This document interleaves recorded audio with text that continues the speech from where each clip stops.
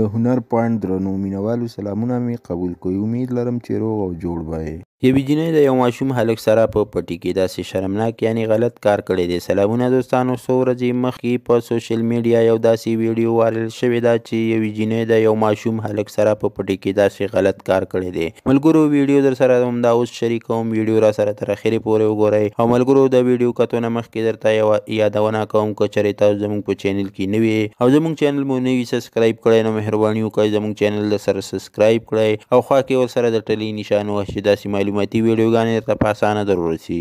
دوستانو نن سبا داسې ډېرې واقعګانې مخې ته راځي. ملګرو دا یو داسې واقعه ده چې د انسان ډېر زیات دردوي، چې یو جینۍ د یو ماشوم سره داسې غلط حرکتونه کړي دي او بیا چې چا ریکارډینګ هم کړی دی او په سوشل میډیا یې هم ورکړي دي. ملګرو دا یوه جینۍ ده چې یو ماشوم یې په څه بهانه له کوره نه پټو ته بوتللو او هلته یې ورسره داسې حرکتونه وکړل. جینۍ خپل ټول هر څه ښکاره کړي او هلک د خپل شرمګاه پورې مږي او خپل هوس پې پوره کوي او خپل شوق. ملګرو داسې جینکۍ د ماشومانو سره ځکه داسې کارونه کوي چې خپل هوس پې پوره کوي چې ماشوم لا داسې کارونه نه وي خبر او نه چاته حال ویلی شي. خو داسې جینکۍ په داسې ماشومانو خپل شوق پوره کوي. ملګرو په خپل چاپیرچل او په خپلو بچیانو نظر ساتل پکار دي، ځکه چې سبا دا ماشوم را لوی شي نو دغه ماشوم له دې معاشرې دپاره یو ناسور جوړ شي. ملګرو که هر څوک هم زموږ دا ویډیو ګوري نو زموږ د معاشرې ته یو میسج دی چې په خپلو بچیانو نظر وساتئ، هغه که هلک وي او که چینی ډېر خیال ساتل پکار دي،